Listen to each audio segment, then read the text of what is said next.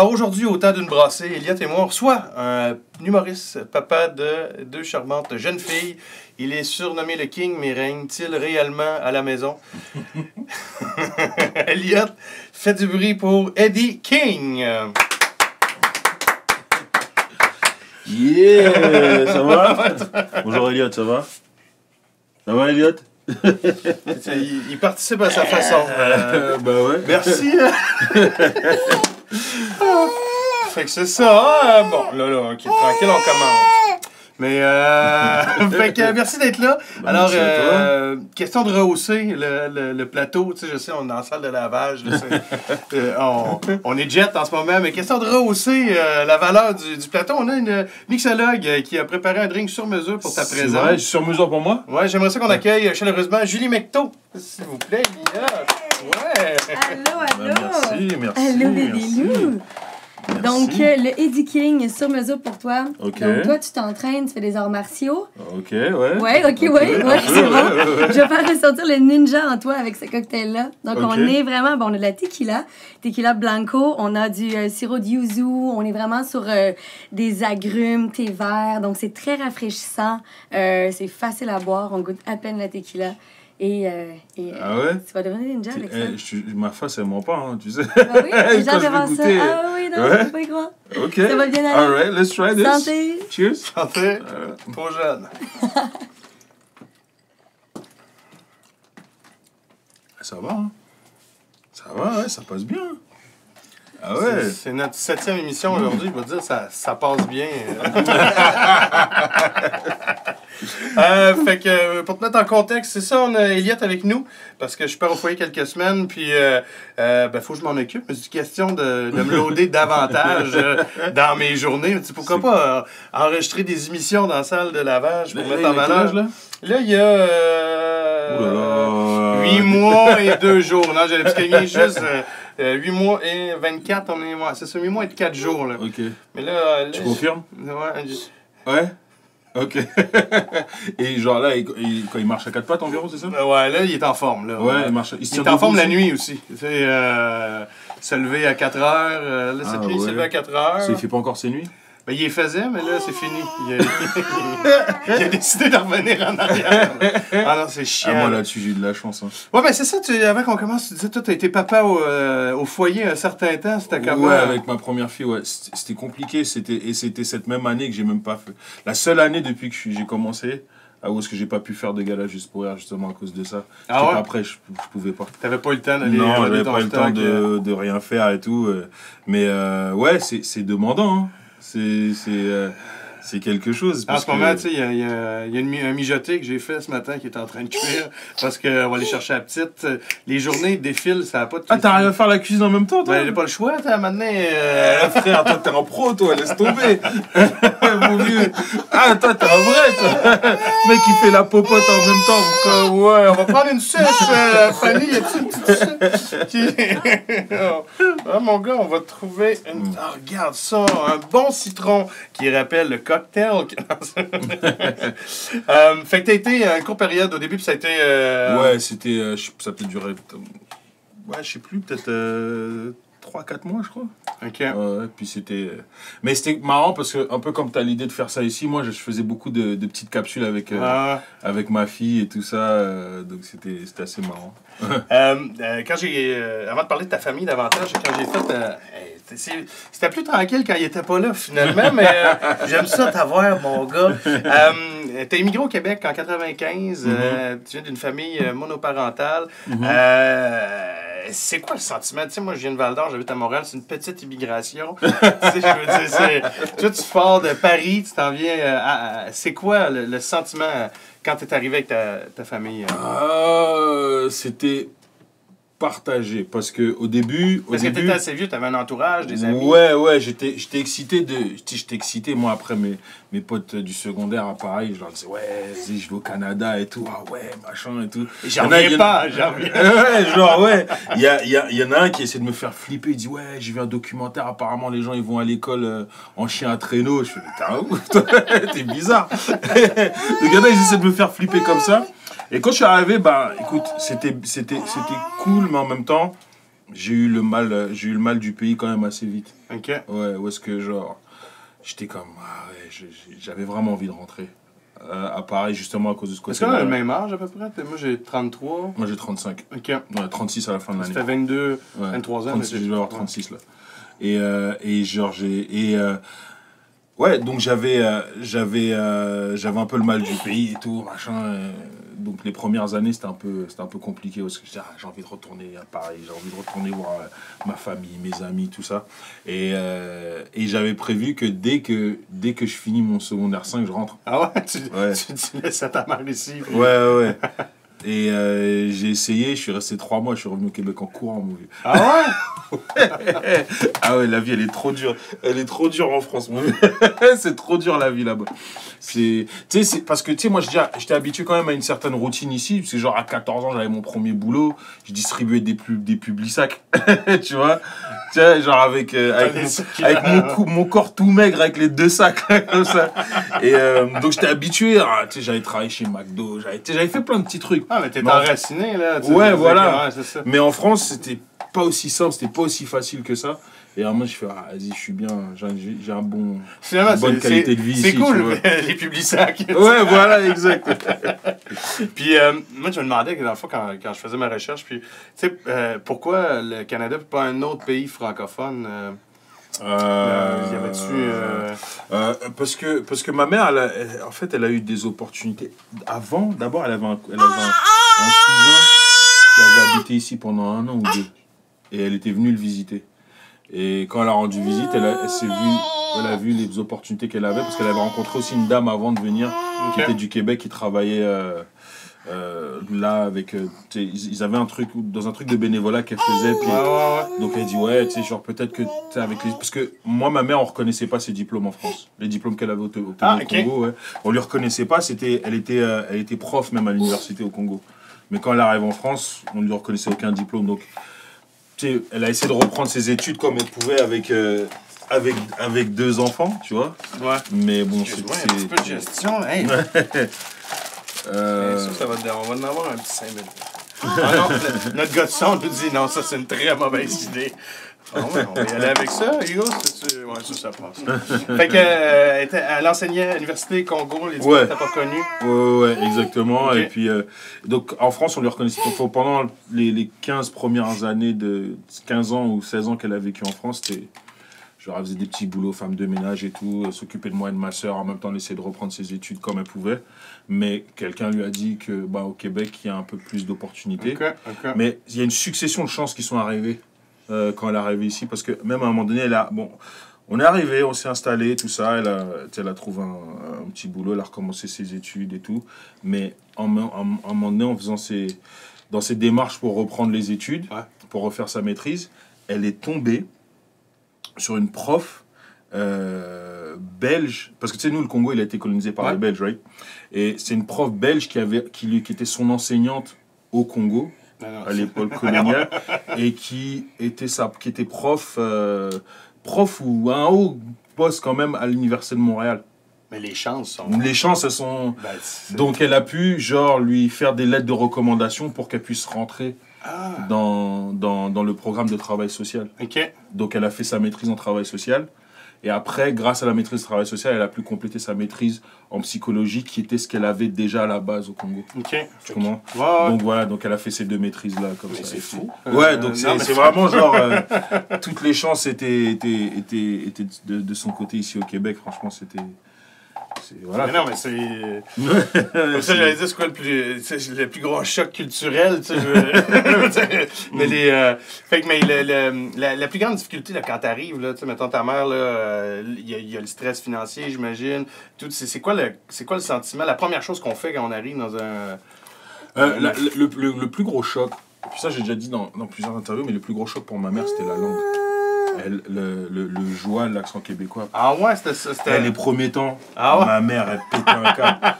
Elle était en panique. Elle dit, mais comment je vais faire pour travailler quand je comprends pas les gens, tu comprends? D'ailleurs, j'ai une cousine qui vient de s'installer ici aussi. qu'elle habite juste à côté, là, tu vois, ouais. En fait, mettre en contexte, je m'en allais faire un show, puis là, j'arrive au coin du métro, puis il a dit qu'il est là. J'ai dit, tu veux-tu monter avec moi pour aller au show? Non, je vais voir ma cousine de l'autre côté de la rue. Elle vient juste, elle est arrivée ici au mois de mai, et, je l'ai accueillie ici, je dis, vas-y, viens, on va au bordel, elle est venue, et je pense que le premier humoriste qu'elle a vu, c'était Mathieu Cyr. Et genre... Rien compris. Elle a dit, waouh. Puis ça l'a fasciné parce que tout le monde était plié en deux. Tu sais comment c'est un shot, Mathieu Cyr, tu vois. Elle était waouh. Mais elle commençait à paniquer elle aussi. Puis ma mère, c'est la même réaction au début. Sauf que qu'est-ce qui avait aidé ma mère au début? C'est qu'à un moment donné, elle a rencontré une dame marocaine comme ça, qui lui a dit, tu sais quoi, si tu veux comprendre comment les gens parlent ici, ben le lundi soir, à 19h, t'écoutes La Petite Vie. Tu les comprends eux, tu vas comprendre tout le monde. Et c'était notre rituel. Fait que c'est Kraton puis papa. genre, tu vois. C'était notre rituel et tout. Bah, la télé québécoise a beaucoup aidé. Tu sais, les programmes pour les immigrants, tu sais, favoriser l'insertion sociale. Ouais. Tu as aidé, on écoutait La Petite Vie. De La Petite Vie, on a fait Chambre en Ville. Ah, Chambre en Ville, mon frère, c'était chaud. Ah ouais. Tu comprends? On était à fond dans les séries. Après, je pense 1 an ou 2 après, ils ont sorti Jasmine, la policière. Pouah, ça, on était à fond, mon vieux. On était à fond. Donc, fait que je m'attendais pas. Waouh! Tu sais, c'est cœur. Le Québec a subi, là, c'est une question un peu plus politique, je sais, dans ton humour, souvent des prises de position. Puis, tu sais, comme tu sais, je viens d'Abitibi, puis en ce moment, il y a une crise de main-d'œuvre. Il y a de moins. Puis tu sais, beaucoup, là, on vient de passer les élections, puis tous les partis avaient leur point de vue sur l'immigration. Puis tu sais, il y en a qui sont comme réfractaires à moins des immigrants, tu sais. C'est quoi ton point de vue par rapport à ça? Comment tu le vois, mettons, depuis que tu t'es installé, maintenant que t'es québécois? C'est marrant parce que j'écrivais un truc justement là-dessus pour une émission de télé, là. Et ce que je suis venu à la conclusion, c'est que, tu sais, il y a comme un espèce de contraste au Québec où est-ce qu'on se dit... Tu sais, on sait que le Québec chaleureux. Il est chaleureux, il est très machin, il est très, très accueillant et tout. Et genre... avec le contraste de ce qu'on entend, genre ouais, la peur des immigrants, la peur de machin et tout. Et en fait, ce que je me suis rendu compte, au final, c'est que la différence, c'est que on est super accueillant, mais surtout pour les gens qui visitent, les touristes, on est les bestes. Et tu sais, sauf que tu sais, te rappelles, c'est quand tu t'accueilles quelqu'un chez toi, tu fais ah, vas-y, fais comme chez toi, mais tu le penses pas vraiment. Tu vois ce que je veux dire? Fais comme chez toi, mais tu vois, garde-toi une petite gêne, tu comprends? Mais on se couche à 9 ans. C'est le genre, exactement, tu comprends? Et en fait, c'est parce qu'il y en a beaucoup qui prennent l'immigration dans ce sens-là, comme si genre c'est des gens qui viennent visiter.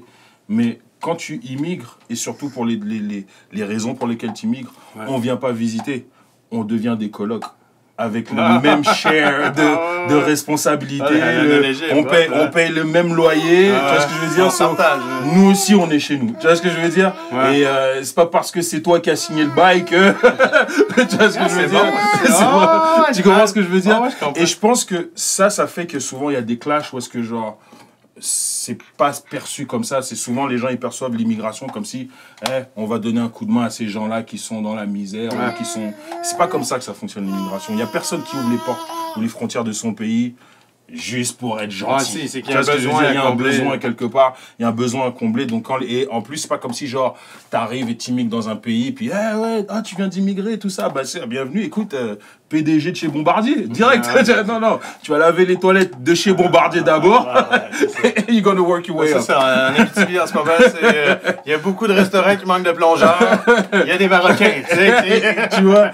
Donc c'est ça, tu vois, genre je pense qu'on paye nos dues, on fait ce qu'on a à faire en tant qu'immigrant, tu vois. Ma mère, je t'ai expliqué un peu son histoire, elle l'a fait, elle a repris ses études à zéro, elle a fait 2 maîtrises, tu vois ce que je veux dire. Je pense que elle a gagné le droit de dire qu'elle est québécoise si elle a envie, de son droit de vote, elle paye ses impôts, moi aussi, tu vois ce que je veux dire. Donc on est des colocs. Tu comprends ce que je veux dire? C'est une belle image. T'es arrivé en 95 en plein référendum. Étiez-vous conscient de l'enjeu ou c'était-tu quelque chose qui faisait peur, mettons, à ta mère à ce moment-là? Non, moi ça m'a fait peur après. Parce Ok. que ma première bagarre que j'ai eue, c'était à cause de ça. Ma première bagarre à cause l'école, à cause du référendum, je te jure, c'était tellement con. Et un mec, mais il était con, il était starbé ce mec. Il est bizarre. Et il est venu, on était en classe, il me pose la question, il me dit, toi, est-ce que t'es pour que le Canada se sépare du Québec, le Québec sépare du Canada? Mais moi, je suis dans mon mode. J'ai arrivé. Non, séparation, c'est comme la séparation des parents. Tu veux pas qu'ils se séparent. Non, tu sais, faites, je sais pas, moi, faites une thérapie de couple, je sais pas, faites quelque chose, mais séparez-vous pas. Tu comprends? Mais c'est dans cette innocence. Pourquoi se séparer, là? Ouais, c'est jamais positif une séparation, tu comprends? Quand on parle comme ça, quand tu connais pas les enjeux, le mec, il s'est fâché après moi. Genre, il a commencé à m'insulter, traiter de sale nègre, retourne dans ton conteneur, machin, je sais pas trop quoi. J'ai dû lui mettre une tarte. J'étais obligé de lui mettre une tarte. C'est là que le mot, les arts martiaux, est né, là. j'étais obligé. Le rap, Ah ouais. Puis, avant d'arriver, est-ce que ta mère était au courant de ça ou c'est en arrivant ou le... Non, on est arrivé et le référendum, c'était genre peut-être une semaine ou deux après. OK. Ouais, on est arrivé vraiment en même temps. On se posait un peu des questions.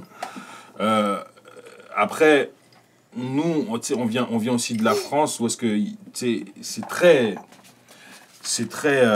les différences sont tellement tranchées au niveau politique. Ouais, t'as en la France, droite, t'as la gauche, ouais. t'as l'extrême droite et blablabla. C'est pas tant tout au centre. Là, tu sais, Ouais, c'est, et tandis que avec le temps, j'ai compris qu'au Québec, ben, c'est un ramassis de tout. Tu sais, genre, je te donne un exemple. Tu sais, à l'époque, mettons, genre, tu sais, moi, quand j'entendais Pauline Marois parler, tu sais, genre, on va dire, économiquement, elle était à gauche, mais socialement, elle était à droite un peu. Tu vois ce que je veux dire? Elle me fait penser à Marine Le Pen, carrément, des fois, quand elle parlait. mais je comprends. Mais tout ça dans un même parti, puis c'est ça. Et même là, aujourd'hui, la CAQ qui est élue, c'est un ramassis de... C'était de toutes sortes de conneries, en vrai. C'est moins tranché que, tu sais, mettons, comme on le voit aux États-Unis avec les républicains, les démocrates. Ouais, exactement. Donc, nous, quand on est arrivé, qu'on a entendu le speech de Parizeau après, pendant longtemps, on s'est dit, ah, ça, c'est les Le Pen. Tu comprends? C'est eux, les Le Pen. Okay. Alors, voilà, tu comprends? Alors, nous, on est resté comme, pendant des années, on est resté comme très frileux, braqué en disant, tu vois ce que je veux dire? C'est, une fois que tu arrives à bien t'intégrer, bien comprendre les enjeux, bien, tu sais, que là, tu vois que c'est pas divisé comme ça. C'est pas comme ça que ça s'est fait, tu vois? Que genre... et puis c'est surtout quand tu parles avec des anciens qui ont immigré ici depuis longtemps, genre... Tu sais, ce qui est con, hein, c'est que ça a causé une séparation avec on va dire, les communautés culturelles et les Québécois pur laine pendant des années. Mais quand tu parles avec des gens qui ont immigré ici dans les années 70 et tout ça, tu parles à des vieux tontons, un oncle d'un de mes potes, un vieux tonton haïtien, tu lui parles, il dit non, René Lévesque, mais René Lévesque, c'était le gars. Tu sais, René Lévesque, c'était son gars, tu vois. Parti québécois, c'était ça, tu vois. Mais il y a quelque chose qui s'est perdu en chemin, je pense. Ben, tu le vois par rapport aux résultats de cette année. Là, Bah ouais. J'ai lu dans une entrevue que tu as déjà été engagé pour un spectacle de Noël pour une compagnie parce que tu étais noir. La cliente te dit, et je la cite, « J'adore ce que vous faites, Monsieur King, c'est très coloré. Le thème de la soirée, c'est glace au chocolat. Et vous allez devoir sortir d'une boîte de chocolat. » Genre quasiment. Ouais. J'en ai fait des corpos tordus, là, mais celle-là, comment qu'on se sent? Bro, ce jour-là, je te jure, j'étais tellement énervé parce que c'était vraiment à mes débuts, tu vois. Ah ouais. Et, un compliment. Elle me dit, ouais, vous êtes le chocolat de la soirée. Puis elle avait son truc, elle avait comme une grosse boîte Lindt que je devais sortir de là, machin. Et là, j'étais comme, fuck. Je l'ai faite parce que la clutch de ma voiture était en panne. Mais non, mais il fallait la réparer. Mais tu sais, j'étais devant le fait accompli. Elle m'a pas demandé ça longtemps. J'étais genre le jour même, j'étais comme... Puis, sûrement qu'elle avait aucune méchanceté, mais elle était très maladroite. Très mal. Et c'était le pire corpo ever parce que les gens, ils me calculaient même pas. Ben là, t'es sorti d'une boîte. Bah ouais, frère, c'était... Bon, ben, je vais te ramener à quelque chose de plus heureux. Tes filles, Mélodie, 4 ans, Joy. 5 ans. 5 ans? 5 ans, et Joy. 2 ans et demi. Ouais. Ils ont la même maman, mais vous êtes plus ensemble. Non. Quand on se retrouve dans cette situation-là, c'est quoi la plus grande difficulté puis la plus belle opportunité d'avoir une gosse? Tu veux te séparer? Non, mais c'était quoi? Non, mais... J'avoue vu le même. Fait que ça, tu couperas ça, faut qu'Amélie voit ça. Anyway, moi, avoir comment je suis dans le jus quand elle travaille, j'aime bien rester. Franchement. Non, parce que souvent, tu sais, c'est tout le temps péjoratif la séparation, mais y a-tu quand même du positif qui peut en sortir? C'est tough. C'est tough et je t'avouerai que moi j'ai pas eu la séparation la plus compliquée du monde. Hein. Franchement, tu sais, aujourd'hui moi et la mère et mes enfants, on est capable de se parler, on peut maintenant recommencer à rigoler un peu ensemble, tu vois. Okay. Mais c'est pas toujours simple, tu vois. C'est pas... Man, moi je donnerais un conseil aux gens, faites tout pour rester ensemble. C'est toujours mieux. Toujours mieux. Et puis de toute façon, un couple, c'est du boulot, c'est du travail constant. Moi, quand je suis sorti de chez le notaire, puis on a acheté ici, j'ai fait on a des partenaires financiers. On était deux petits amants, là, mais là. C'est ça, tu vois. Puis vous avez le temps d'avoir, toujours savoir que vous avez un objectif ensemble, c'est d'élever ses enfants et de les amener à bon port et tout, tu comprends.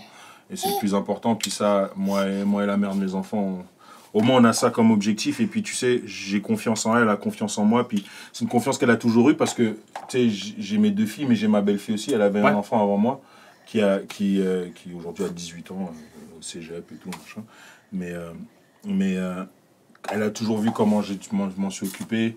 Tu sais, je l'ai connue, elle avait 5 ans. Tu comprends? Donc tu sais, l'esprit de famille que j'ai, tout ça. Puis donc là-dessus, il y a une confiance qui se fait. Donc là, ça va, tu vois. Mais c'est pas simple, la séparation. C'est bien c'est pas simple. Et des fois, tu sais quoi, ce qui rend encore plus compliqué, c'est les gens autour aussi. Ils sont chiants, les gens. Genre, toi, vous avez fait... Tu sais, vous faites... OK, on est séparés et tout, on a pris l'addition, on est passé à travers. Mais le reste de la famille, ils sont pas encore prêts. Quand nous, on est déjà prêts, on a déjà passé à autre chose. Moi, j'ai une de mes amies qui c'est la première à se séparer dans la gang. Puis elle dit... Le monde a toute leur opinion. Grave. C'est sûr. Ah ouais, t'es sûr. Mais... ma mère, elle est chiante. Vas-y. Ah ouais. Là-dessus, non, c'est compliqué. Franchement, c'est compliqué. Fait qu'il n'y a pas... OK, bon, ben, Elliot, on va rester avec maman. Ouais, reste. Check. Puis comme on parlait un peu de politique, j'ai revu un peu, on vit dans un climat politique relativement stable là, au Canada, au Québec. Je veux dire, je regarde ce qui se passe aux États-Unis en ce moment. T'habites à Laval. Je sais pas, moi, Legault, je lui fais pas confiance. Hein, donc, stable. Bon, ben, ma question, qu'est-ce qui te pousserait à immigrer ailleurs avec tes filles pour leur offrir un avenir meilleur? Le problème qui me pèse de plus en plus lourd au Québec, c'est justement cette séparation au niveau des différentes cultures.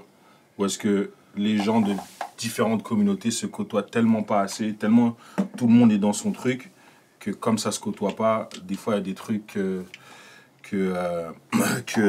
c'est difficile de discuter, c'est difficile de faire des conversations, de faire des rapprochements. Tu sais, je te donne un exemple.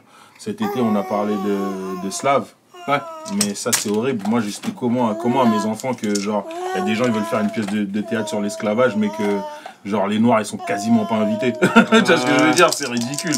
Tu comprends? Moi, pour moi, c'est aberrant et c'est une conversation qui est tellement compliquée à avoir parce que, imagine-toi que, moi, en tant que Noir, je connais mon histoire, je connais les enjeux et je sais pourquoi Robert Lepage il était way out of line en faisant ce qu'il a fait comme il l'a fait. En fait, où est-ce qu'il était out of line, c'est pas qu'il a essayé de faire la pièce de théâtre, c'est qu'il a refusé d'entendre les conseils des gens de la communauté pour dire hey, c'est bien ce que tu fais, mais inclus-nous. Et il a refusé d'écouter ça, tu vois ce que je veux dire? Puis qu'après, il fait la même chose avec les Amérindiens, tu vois ce que je veux dire? Et à un moment donné, tu t'es comme, mais tu te retrouves à une position où est-ce que moi, tu sais, j'ai toujours été un mec moi, mes positions, je les défends, qu'elles soient populaires ou pas, je m'en fous, tu vois. Mais à un moment donné, tu regardes ça et tout le gratin artistique du Québec était derrière ce mec-là. Tu sais, des fois, des gens que t'admires, des gens que t'es comme... Oh. Tu vois ce que je veux dire? Et ça, moi, à un moment donné, ça me fait un peu dire... Est-ce que personnellement, tout seul, est-ce que j'ai envie de passer à travers ça tout le temps, genre? Tu comprends ce que je veux dire. Je sais peut-être pas pour mes enfants parce qu'elles font pas le même métier que moi, mais est-ce que j'ai envie de passer à travers ça tout le temps? Est-ce que j'ai envie de vivre ça à chaque fois, tout le temps, de cette espèce de clash culturel à chaque fois, de toujours avoir revendiqué que, ok, ouais, je suis quand même québécois, même si, genre, je suis pas dans la définition de ce que tu as toujours connu, ou que, genre... Si mon mets préféré, c'est pas la poutine, puis pas Victor. Exactement, tu vois ce que je veux dire? C'est tout ça qui pourrait me faire, à un moment donné, me dire, bon...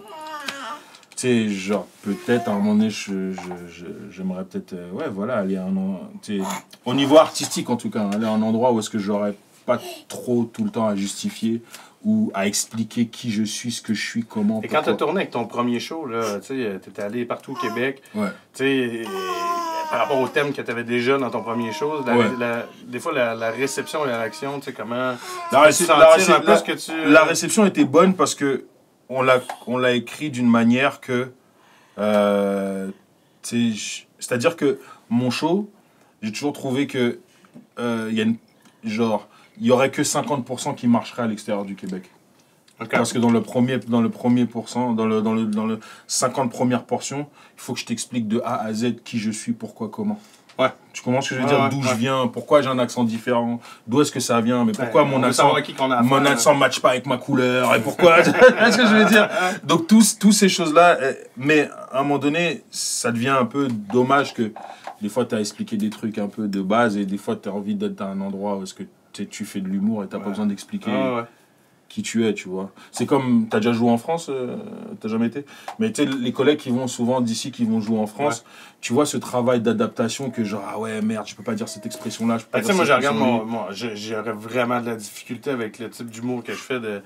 Genre, de l'adaptation, tu vois. C'est à cause que je fais pas de l'observation, mais plus d'anecdotes. Mais là, mais c'est quoi ça? Mais c'est quoi ça? Ouais, voilà. Mais c'est quoi? T'as quasiment un travail de traduction à faire, tu vois. La fois que j'ai eu ce sentiment-là, c'est quand j'ai joué en Ontario, dans une communauté francophone. Ah ouais? Je faisais 1h30, je faisais mon show l'année passée, puis je m'étais dit... Ils ont-tu les mêmes référents? Puis ça a marché tout le long, mais tu sais, je leur ai demandé au début, hey, si vous comprenez pas quelque chose, vous pouvez me le dire, mais tu sais pas. Puis ils m'ont regardé, ouais, là, on comprend tout, là. Bah, tu vois, ce travail d'adaptation-là, tout le temps faire ça, bah, à un moment donné, ça peut devenir un peu. Tu sais, je l'ai toujours fait, mais à un moment donné, ça peut devenir un peu éprouvant, quoi. Il y a un petit, ça va? T'as un petit spasme, toi? Moi, quand j'ai eu ma fille, je me souviens, on était en show, puis là, j'arrive, là, je suis toasté, ça fait 3 ans, puis là, tu me regardes, tu me dis, oh, t'es papa, Derek, je te regarde, et puis, oh, là, je sens le daddy's vibe, puis j'ai raconté ça à ma blonde le lendemain, j'ai dit, ah, Eddie, j'ai le daddy's vibe. C'est quoi le daddy's vibe? Le daddy's vibe, frère, ça, c'est genre, dès que t'as l'occasion de faire une sieste, tu la prends, frère. Ça là, t'es tout le temps fatigué, t'es tout le temps... C'est ça un peu le daddy's vibe, tu vois. Puis, je sais. Ah ouais, c'est dur, tu comprends, mais... Tu vois, c'est ça un peu, tu sais, pour revenir un peu à ce qu'on disait au niveau de l'humour, hein, c'est ça qui est un peu dommage un peu dans ce que je te disais de ce gap culturel, c'est que on focus tellement sur... les différences qu'on a, mais ça, on n'a tellement pas le même background, mais là-dessus, on s'est toujours tellement entendu, parce que tu vois, on peut relate, et on est comme, ah ouais, toi tu vis ça, tu regardes mes cerfs, tu fais, ouais, tu sais d'où ça vient. Tu comprends? Mais moi, au niveau du stress, j'ai plus le temps d'être stressé. C'est comme, vas-y, fais-le. Ah non, c'est ça le daddy's vibe un petit peu, tu comprends? Puis d'avoir d'autres responsabilités, de dire que... qu'on n'est plus tu sais, c'est une job assez nombriliste, là. Tu t'écoutes, tu te réécoutes, tu parles de toi. Puis là, t'as lui, puis tu sais, il va prendre la place, là. Tu t'en occupes, puis... Bah ouais, c'est ton nouveau patron. C'est lui le vrai patron. C'est pas tard. Ah ouais, c'est lui le boss. Si je demande à tes filles, c'est quoi la plus grande qualité de leur papa, tu penses qu'elles répondraient quoi? Elle est, peut-être ils vont dire, elle est gentille. Et peut-être. Mon frère, l'autre jour, ma fille, elle a vu, elle était là, elle joue au téléphone, elle me dit, papa, on t'a vu à la télé. Je fais, ouais, je faisais quoi? Tu faisais un spectacle? Je fais, alors c'était drôle? Elle dit non, mais les gens ils rigolaient. J'ai fait, waouh! Je t'engage pas comme script. Je te jure. Donc, certainement pas qu'ils vont dire que je suis le plus drôle, parce que on dirait que Toupie et Binou, ils ont gagné là-dessus, mais Bignou, ils me clenchent là-dessus, on dirait, pour eux, je suis pas leur public cible, disons, à mes enfants. Mais non, je pense qu'ils diraient que je suis gentil. C'est quoi qui te rend le plus fier, là, tu sais, parce que j'en parlais tantôt, tu sais, on n'a pas de trophée, mettons, pour dire bravo, là, t'as fait un bon mijoté. Tu sais, c'est quoi qui te rend fier au quotidien d'être... Leur accomplissement, chaque petit accomplissement, mon frère.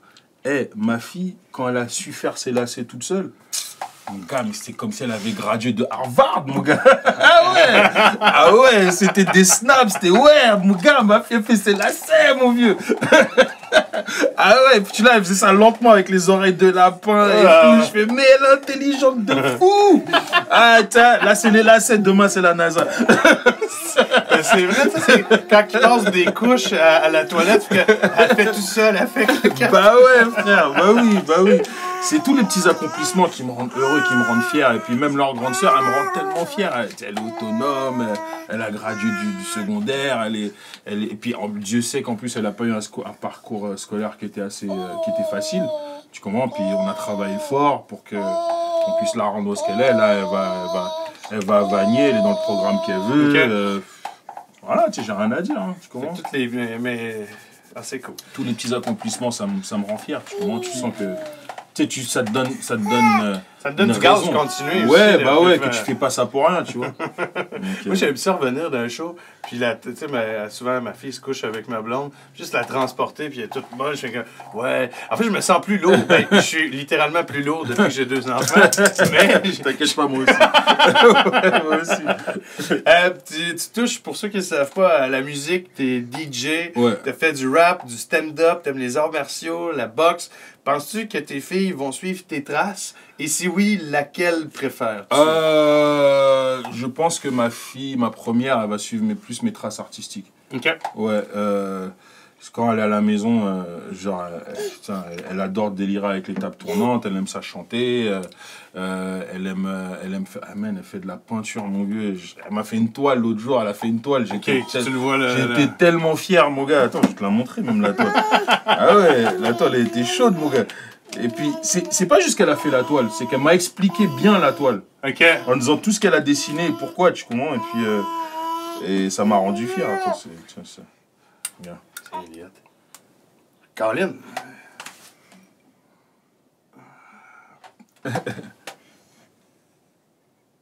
T'arrives à voir ou? On va le mettre dans ta GoPro. Puis on justifie cette... Ah non, mais et tu vois, c'est ça. Elle est venue, elle m'a expliqué, genre, elle me dit, ouais, tiens, ça, elle dit que ça, c'est elle, que ça, c'est un chien, des fleurs, les arbres, le gazon. Elle dit, ça, c'est les étoiles, et ça, c'est la lune, tu vois, avec le soleil. La lune et le soleil en même temps, parce que... elle avait son concept. Elle avait son concept, tu vois. Et puis, même au-delà de ça... avec mon appareil photo aussi, les photos qu'elle prend aussi. Elle prend... Ah ouais, attends, je sais pas, je peux t'en montrer. C'est fou, hein, tu sais, avant, dans ton sel, c'est une des photos d'enfants. Celle qui a pris ça. Ah ouais? Ouais, celle qui a pris ça. Tu mets un filtre?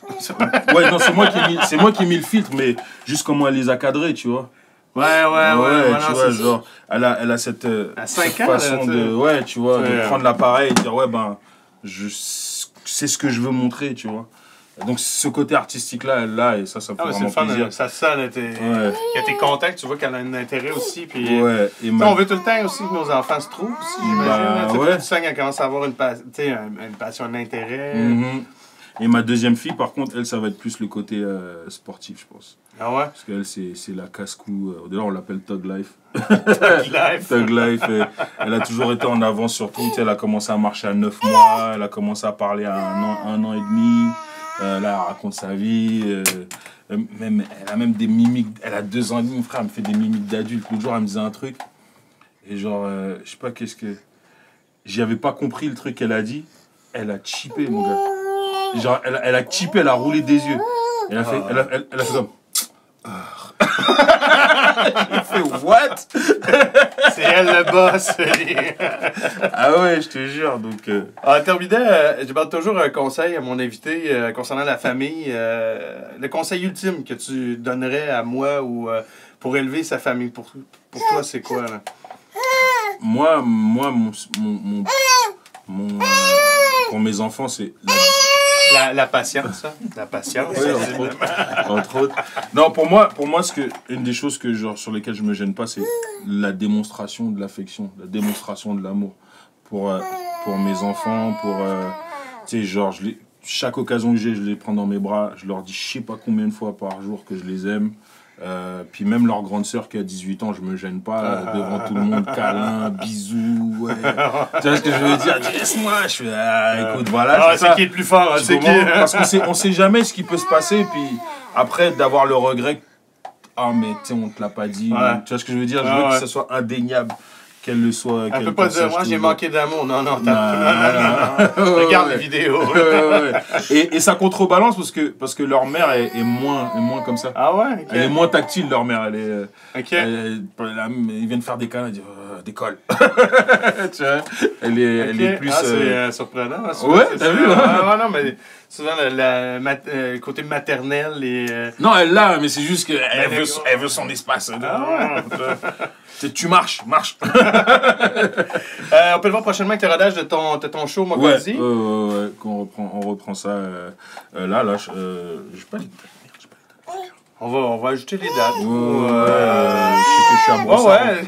À Brossard au mois de novembre, mais je ne me rappelle plus quelle date, mais au 10-30. Parfait, ben nous, eddieking.com, probablement. Même pas. Non, c'est Sébastien Laplante. Là, sur ma page Facebook, il y a toutes les dates et tout ça. Et voilà. Bon, lui, il lui colle une fin d'émission, toi, c'est ça? On va le passer à Fanny, qui joue le rôle d'agente, marraine, rédactrice au contenu et gardienne en ce moment. Merci. Fait que merci beaucoup, Eddie, pour ton temps. Merci à toi, man, ça fait vraiment plaisir, c'est super agréable. Merci pour le drink, c'était vraiment bon. Santé? Ouais, vraiment. Alors, le cocktail de Eddie King, je me suis inspirée de son talent pour les arts martiaux. Donc, on a un petit twist un peu asiatique. On y va avec la tequila Tromba. Donc, on est sur 1 once et demi. Tequila de marque canadienne, disponible à la SAQ, bien sûr. On y va avec du thé vert, 2 onces de thé vert. Si on veut faire le cocktail sans alcool, c'est possible. On a juste à remplacer la tequila par le thé.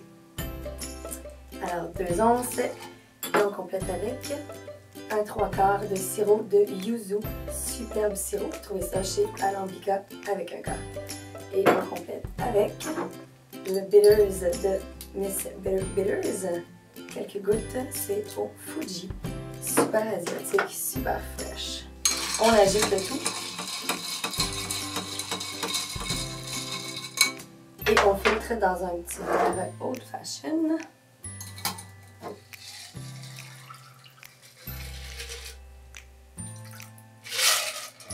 On décore avec un citron pour la fraîcheur. Santé!